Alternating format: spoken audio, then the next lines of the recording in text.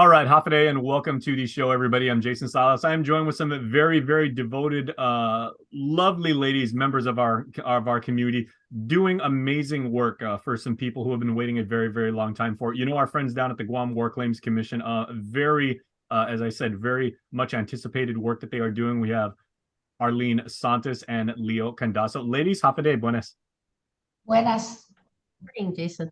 Good morning to you both. And it is a good morning, and it is very, very interesting times because there is a deadline, Leo, that is approaching that people really need to know about if you are to indeed file a claim, correct? Yes, correct. That is correct. The program started as we do a recap April of last year, and it's going to end this Friday, March 3rd of 2023. Okay, and has there been any change as far as the turnaround time or the paperwork involved, or like the formats or anything else that people should need to know about? Well, on our end, we try to do it as quickly as possible. Mhm. The adjudication committee has been meeting like every 2 to 3 weeks. So depending on how many cases, how many claims we have, they will have a meeting. Of course, we have to abide by the publication law that requires us to publish the meetings. Okay. But they try to meet every 2 to 3 weeks. Okay, Arlene, we want to do our job here and help you as best we can to make sure that we can lighten your workload. So, what are the questions that tend to bubble up to the surface when people come to your office, and what are the most common inquiries that people tend to ask so that we can get them out of the way here? Yeah. People ask us, are they qualified, and eligibility has certain things that you need to know. One of them is you have to have been alive and on Guam during the occupation of the Japanese occupation and the American invasion. So we have had applicants who are putting in applications if they were not in fact on Guam. We just tell them outright they're not eligible, because Okay. you could be a Chamorro and you were in Hawaii, for Okay. example, during that period of time. You're not eligible. This is a Guam War Claims, not a Hawaii war claim. Exactly. And how about descendants? Because you may get grandchildren, great grandchildren that would like to go there and perhaps file a claim on behalf of the deceased. Only it's very clear. Only children and spouses can apply. Okay, so one generation. Yeah. Okay.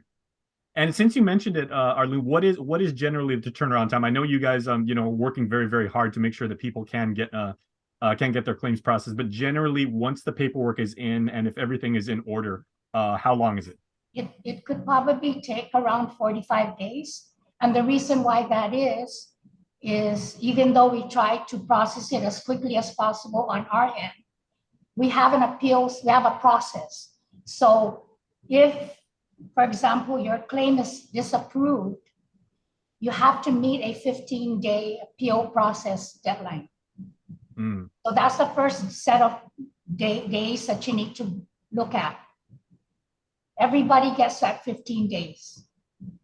Then if you do not, then you would be getting a letter from us saying the adjudication committee met and they decided, yay, we're going to award you. And this is the amount that we're proposing. So that's a proposed letter. That's the first letter that you get. If you do not appeal that and you just want to wait out the time and wait until you get your check, until you get your check, then you would have to wait another 30 days. After the appeals, 15 days. Okay, so interesting to know the dates and everything, because I'm pretty sure you've got people that call up like 3-4 times a day and say like, what about now? What about now? What about now? I mean, that's just human nature, but yeah. But I guess it is very, very helpful to know like what how much time goes into these processes. That's basically the time frame that we're looking at. Mm-hmm. So about up to 45 days. Okay, very well. Leo, what has the foot traffic been like? I remember I was actually like, at the office when the commission first opened back. That was what, 2019, right before the pandemic, right? Like several months before it. But how has the amount of people seeking to submit claims been since then? So apparently, like in the first war claims at the Hakabutan office, there was a lot of foot traffic. On this local program, it's really meant to capture those that were not able to file. So the foot traffic is not as intense as the first round, but we do get individuals coming in. I want to say I'm really not at the center right now, but in the beginning, of course, we were getting the major foot traffic. Now I think it kind of maybe dwindled down to, at least at this stage of our program, maybe like 5 to 10 walk-ins possibly per day. A lot of the family members coming to inquire, what do they need to pick up? What do they need to notarize? What are the supporting documents that they need to submit? And then they would get their packet together and then bring it back down. So Okay, well, definitely traffic has gone down. that's encouraging, if I may say so, Leo, because if a person is bringing Nana and Tata down there, you know, they will be filing a claim on their behalf. They're not going to spend like all afternoon either, you know, like sitting down waiting or, you know, like, or in line. So the process is very, very rapid, I would assume. Yes, absolutely. We also have the packets available on the DOA website, so that makes it easy. But when they come in, the staff will sit down with them, you know, provide the information, what they need to bring in. Also with the packet, Jason, it's important to note that when they pick up the packet, it already tells them what they need to bring down, what documents they need to get notarized. So we try to alleviate the guessing games.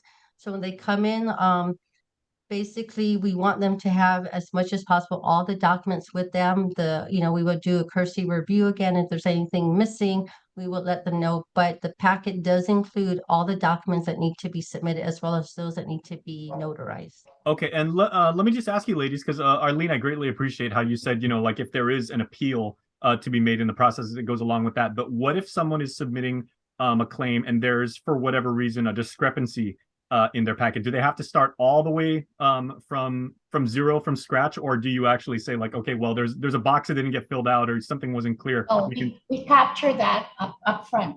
Okay. Oh, okay. Very good. Yeah, and we So tell problems them. do not linger with the Guam War Claims Commission. No. You actually handle Yeah. it. Oh, very nice. So, Oh, bless you. before we process it, we make sure that they have everything completed. Okay.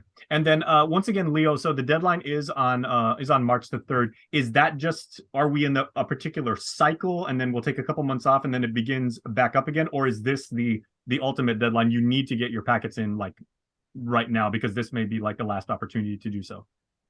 Right. Under this public law, 3673 and 3662, this is the deadline for the Guam War Claims Program.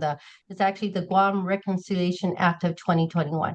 We do understand that also individuals may file on March 3rd. There may be missing documents. So we're going to go ahead and allot a time frame for those individuals to submit it if they have missing documents, but they have to file by March 3rd.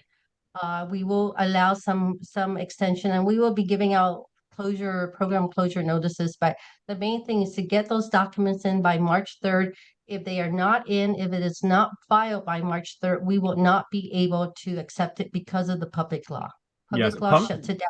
Punctuality is virtuous, my fellow Guamanians. And, you know, I mean, again, this is a process, as both Arlene and Leo have wonderfully said and everything. So please make sure that you get all your paperwork in order. And ladies, before I let you go, what is the number, Arlene, where people can reach you if they have any questions whatsoever that we didn't cover here today? We have a call center, and the number is, of course, 671-989-9277 or 9278. All right. So Arlene Santos and Leo Candazo doing hard work for the people who will file war claims. Guam's greatest generation waited a very, very long time for this. So, Lady Sidus Masi, thank you very much. Thank you, Jason.